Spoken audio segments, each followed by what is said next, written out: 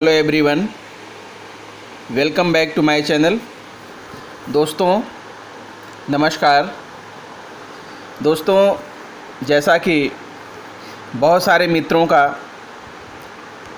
मेरे पास आग्रह आ रही थी, मेरे पास कमेंट्स आ रहे थे, डिमांड आ रही थी कि सर आप आधारशिला मॉड्यूल को जो है प्रश्नों के माध्यम से समझाने की कोशिश करें, क्योंकि आधारशिला मॉड्यूल इतना बड़ा है और उसमें इतनी ढेर सारी बातें लिखी गई हैं कि उनको सरसरी तौर पर पढ़ने से समझ में नहीं आती। तो मित्रों, मैंने आप सभी के सहूलियत के लिए आधारशिला मॉड्यूल के भाग 1 से 6 पर आधारित मैंने सोचा है कि मैं आपको बहुविकल्पीय प्रश्नों की श्रृंखला बनाकर दूंगा, ताकि आप इसके माध्यम से पूरे मॉड्यूल का अध्ययन कर सकें। तो इस वीडियो में मैं आधारशिला मॉड्यूल भाग 1 से 3 पर आधारित बहुविकल्पीय प्रश्नों की श्रृंखला लेकर आया हूं। आशा करता हूं कि आपको ये प्रश्न अच्छे लगेंगे और आपको ये प्रश्न पढ़ने में, हल करने में बहुत मज़ा आएगा और इसके माध्यम से जो है आप इस मॉड्यूल को पूरी तरह से समझ पाएंगे। मैं इसकी और भी वीडियोस बनाऊंगा बहुविकल्पीय प्रश्नों की, तो आप लोग इस वीडियो को देखिए, दूसरे मित्रों को शेयर भी कीजिए। अगर आप मेरे चैनल पर नए हैं या अभी तक सब्सक्राइब नहीं किया है तो प्लीज़ उसे सब्सक्राइब कर लें। तो आइए हम अपनी वीडियो शुरू करते हैं आधारशिला मॉड्यूल पर आधारित बहुविकल्पीय प्रश्नों की श्रृंखला हल सहित।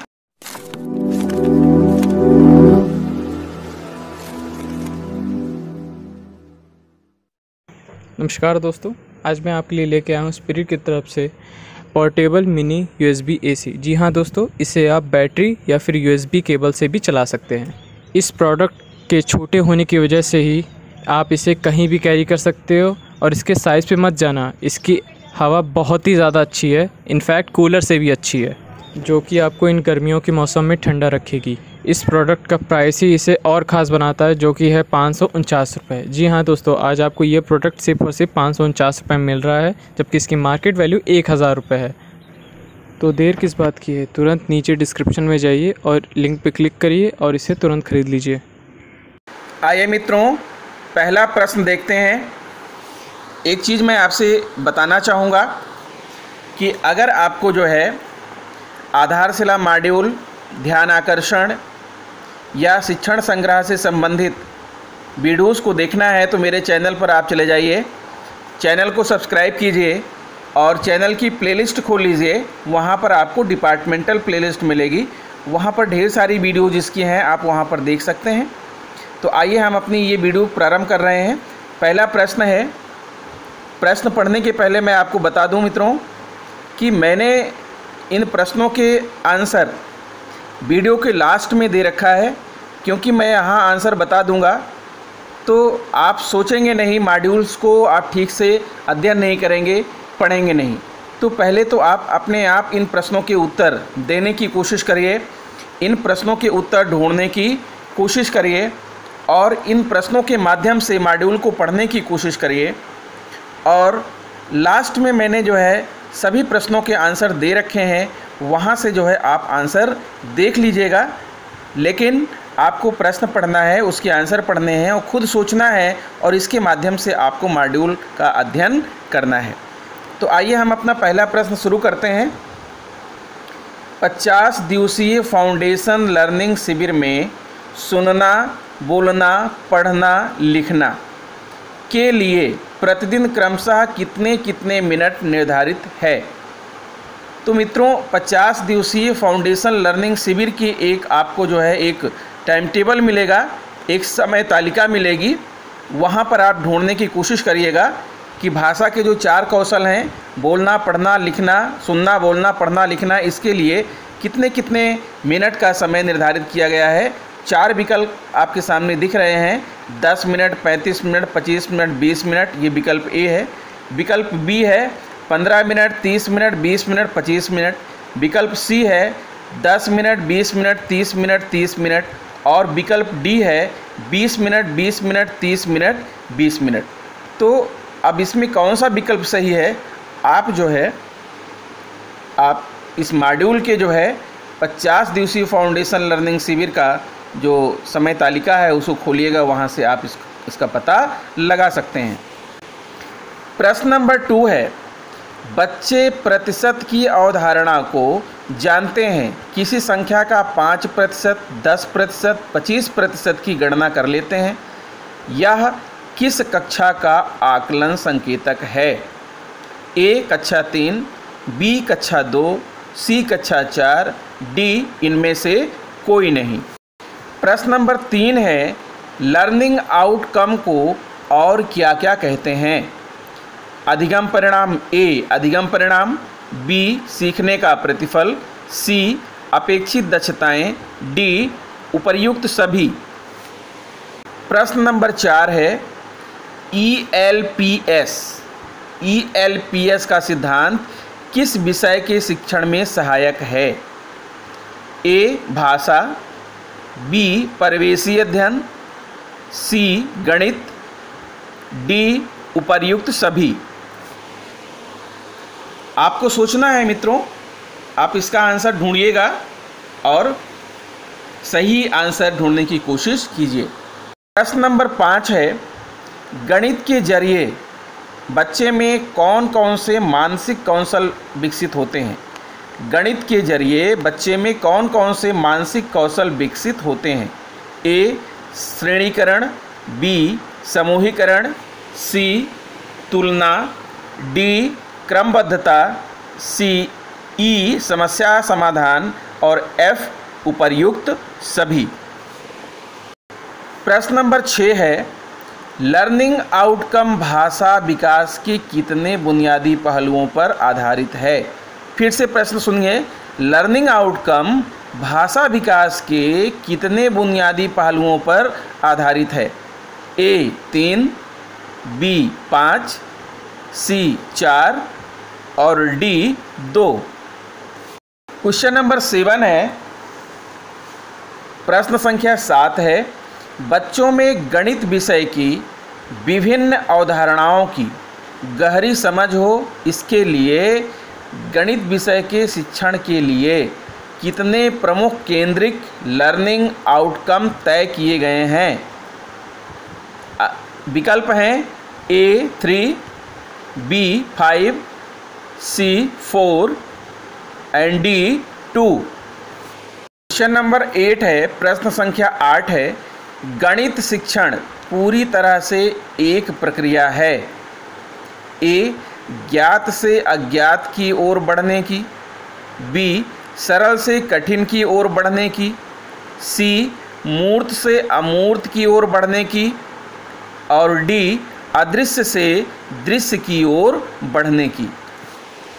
प्रश्न संख्या 9, मानसिक सक्रियता बनाए रखना सबसे सही प्रक्रिया है। मानसिक सक्रियता बनाए रखने के लिए सबसे सही प्रक्रिया है ए आकलन की। फिर से प्रश्न सुनिए, मानसिक सक्रियता बनाए रखना सबसे सही प्रक्रिया है किस चीज़ की? ए आकलन की, बी सीखने की, सी अवलोकन की और डी कक्षा शिक्षण की।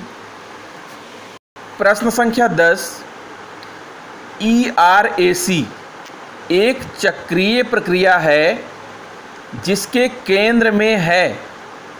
ERAC एक चक्रीय प्रक्रिया है, एक साइक्लिक प्रोसेस है, एक सर्कुलर है और जिसके केंद्र में है ए आकलन, बी संकेतक, सी सीखना एंड डी समेटना। प्रश्न संख्या 11 है, किसी भी गतिविधि के दो महत्वपूर्ण पहलू होते हैं। किसी भी गतिविधि के दो महत्वपूर्ण पहलू होते हैं, कौन कौन से? ए रोचकता और सरलता, बी सरलता और सहभागिता, सी लड़ना एवं झगड़ना, डी रोचकता और चुनौती। संख्या 12, सीखने की किसी भी गतिविधि में कितने चरण होते हैं? सीखने की किसी भी गतिविधि में कितने चरण होते हैं? A 3, B 2, C 4, D 5। प्रश्न संख्या 13, क्वेश्चन नंबर 13, किसी गतिविधि के मूल सिद्धांत क्या हैं? किसी गतिविधि के मूल सिद्धांत क्या हैं? ए शुरुआत रोचकता और चुनौतीपूर्ण कार्य से हो। बी कोई भी गतिविधि चारों चरणों की ERAC में पूरी की जाए। सी गतिविधि सीखने के लक्ष्य एवं लर्निंग आउटकम से जुड़ी हो। एंड डी उपर्युक्त सभी। सोचिए मित्रों, इसका आंसर क्या होगा? अगला क्वेश्चन है प्रश्न नंबर 14, भाषा और गणित की कक्षाओं के लिए कक्षा संदर्भ को कितने भागों में बांटा गया है? भाषा और गणित की कक्षाओं के लिए कक्षा संदर्भ को कितने भागों में बांटा गया है? A 7, B 4, C 5 and D 6। Next question प्रश्न संख्या 15, भाषा अभिव्यक्त होने के पहले किन किन चरणों से होकर गुजरती है? भाषा अभिव्यक्त होने के पहले किन किन चरणों से होकर गुजरती है? ए चिंतन, बी विचार, सी अनुभूति एंड डी अनुभूत, चिंतन और विचार। नेक्स्ट क्वेश्चन है प्रश्न नंबर 16, क्वेश्चन नंबर 16, भाषाई कौशल के विकास का सही क्रम क्या है? यानी भाषा के कौशल जो होते हैं उनका सही क्रम क्या है? ए पढ़ना, लिखना, सुनना, बोलना। बी लिखना, पढ़ना, बोलना, सुनना। सी सुनना, बोलना, पढ़ना, लिखना। डी इनमें से कोई नहीं। अगला प्रश्न है क्वेश्चन नंबर 17, प्रश्न संख्या 17, निम्नलिखित में से भाषा का यांत्रिक पहलू कौन सा है? निम्नलिखित में से भाषा का यांत्रिक पहलू कौन सा है? ए अर्थ ग्रहण करना, बी उच्चारण, सी सूचना, डी प्रतिक्रिया देना। मित्रों, ये ऐसे प्रश्न हैं जिनको आप सर्च करेंगे तो आपको पूरा जो है आधारशिला मॉड्यूल तैयार हो जाएगा। आंसर तो मैं लास्ट में दे ही रहा हूँ, आप आंसर देख सकते हैं, लेकिन इसके सहारे आप मॉड्यूल को पढ़ने की कोशिश कीजिएगा। अगला प्रश्न है क्वेश्चन नंबर 18, भाषा शिक्षण के लिए कितने केंद्रित लर्निंग आउटकम निर्धारित किए गए हैं?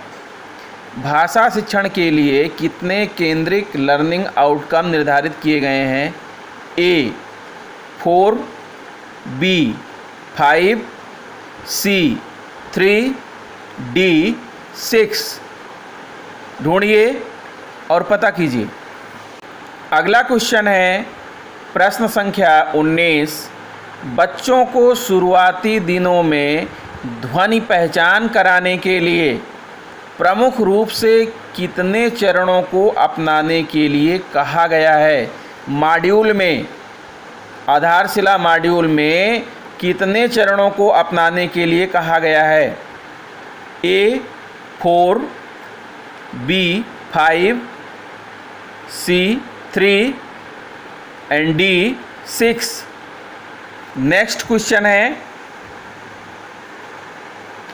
क्वेश्चन नंबर 20, प्रश्न संख्या 20, मौखिक अभिव्यक्ति में कितने तत्व शामिल हैं?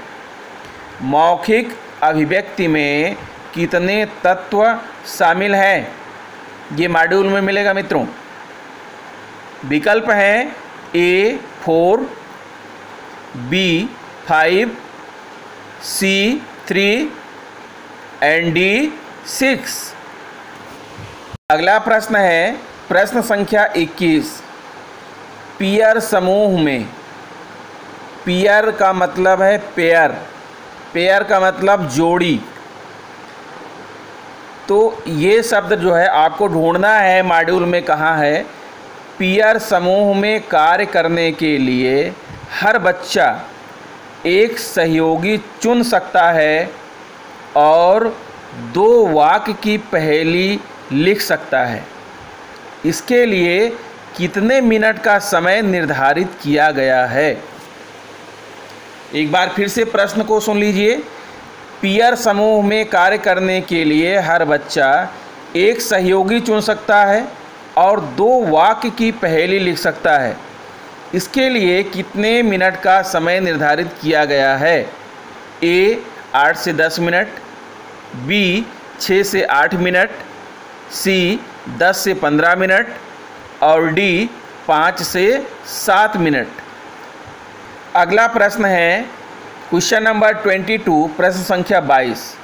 वर्ण और ध्वनि से मिलकर बने किसी शब्द को प्रिंट से ध्वनि में बदलकर उच्चारण करने की क्षमता को कहते हैं।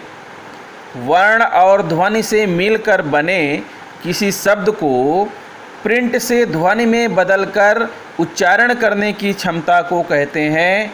A प्रिंट चेतना, B पठन कौशल, C ध्वनि डिकोडिंग, D पढ़ने की बुनियाद। अगला प्रश्न है मित्रों प्रश्न संख्या 23। लिखने के लिए जरूरी कौशल क्या है। लिखने के लिए जरूरी कौशल क्या है।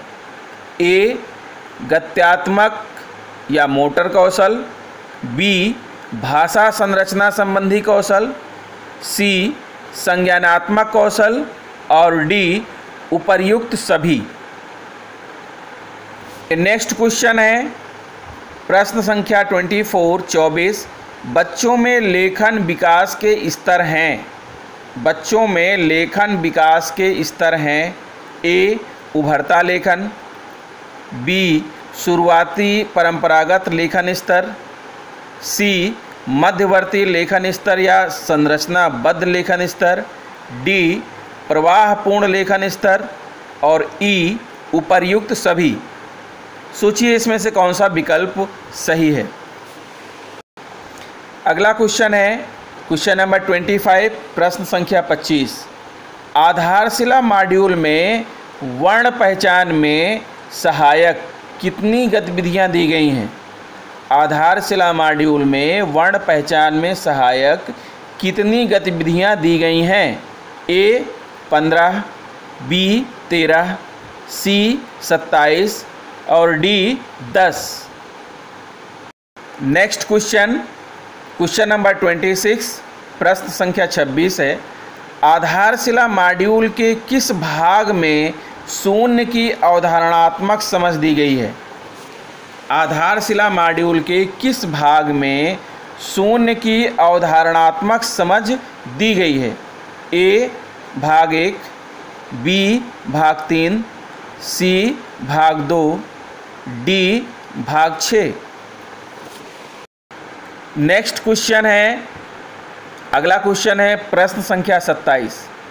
आरंभिक स्तर पर गणित के कितने केंद्रित लर्निंग आउटकम हैं।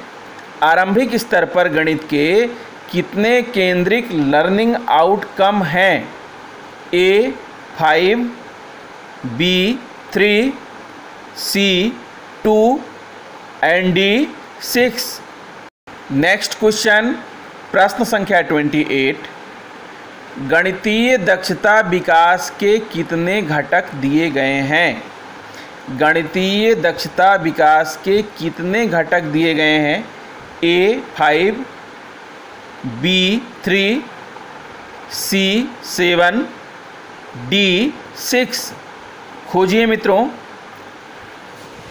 नेक्स्ट क्वेश्चन है गिनती सीखने से पहले बच्चों में इनमें से किन किन कौशलों का विकास आवश्यक है। गिनती सीखने से पहले बच्चों में इनमें से किन किन कौशलों का विकास आवश्यक है? ए.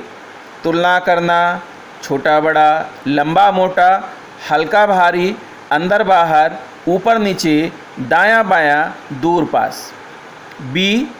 समूहीकरण और वर्गीकरण। सी. क्रम और अनुक्रम बनाना। डी. उपर्युक्त सभी। नेक्स्ट क्वेश्चन है प्रश्न संख्या 30, क्वेश्चन नंबर 30। निम्नलिखित में कौन कौन सी लर्निंग आउटकम की श्रेणियां हैं? निम्नलिखित में कौन कौन सी लर्निंग आउटकम की श्रेणियां हैं? ए. केंद्रीय या focal outcome. B. Nested outcome. C. उप आउटकम एंड डी. उपर्युक्त सभी। तो मित्रों, इन प्रश्नों के आंसर पहले तो आप खुद ढूंढने की कोशिश कीजिए, उसके बाद मैं आपको आंसर देने वाला हूं। मित्रों, वीडियो बहुत बड़ी हो रही है, इसलिए मैं इन 30 प्रश्नों का उत्तर आपको दे देता हूं। आप इनका अध्ययन कर लीजिए। भाग 1, 2, 3 पर आधारित ये 30 प्रश्न हैं और भाग 4, 5, 6 पर आधारित प्रश्नों की श्रेणी मैं आपको नेक्स्ट वीडियो में लेकर आऊँगा। अब बारी आती है कि मैं आपको इनका आंसर दे दूं और आप आंसर से मैच कर लीजिए कि आपने कितने प्रश्नों के सही आंसर हल कर लिए हैं। और आप कमेंट बॉक्स में ज़रूर लिखिएगा कि आपने कितने प्रश्नों के आंसर सही हल कर लिए हैं। इससे मेरे अंदर ऊर्जा बढ़ेगी और अच्छा करने का मेरे अंदर साहस बढ़ेगा। तो आइए मैं आपको आंसर बता देता हूँ। हाँ तो मित्रों, ये आपके सामने आंसर मौजूद हैं। प्रश्न संख्या 1 से लेकर प्रश्न संख्या 30 तक के जो है सभी क्वेश्चन के विकल्प लिखे हुए हैं। आप इनसे अपने आंसर को मैच कर लीजिए और देख लीजिए कि आपने मॉड्यूल का कितना अध्ययन किया है और क्या सही है, क्या गलत है। अगर मेरा कोई आंसर गलत निकलता है तो ज़रूर उसे कमेंट बॉक्स में दीजिएगा, मैं भी उसमें सुधार कर लूँगा, क्योंकि मैं भी आप ही की तरह एक टीचर हूँ। मैं कोई एक्सपर्ट नहीं हूँ, खाली आप लोगों के लिए मैं थोड़ा सा प्रयास कर रहा हूँ। इसलिए आप अपनी सलाह कमेंट बॉक्स में ज़रूर दीजिएगा। और अगर आपको ये वीडियो अच्छा लगा तो प्लीज़ मेरे चैनल को सब्सक्राइब कर लीजिएगा, बेल आइकन को प्रेस कर दीजिएगा और दूसरे मित्रों को शेयर भी कीजिएगा, ताकि ज़्यादा से ज़्यादा लोग जो है इन प्रश्नों को देख सकें और इनके माध्यम से जो है मॉड्यूल का अध्ययन कर सकें। तो मित्रों, इस वीडियो में इतना ही। मिलते हैं आपसे नेक्स्ट वीडियो में। नमस्कार।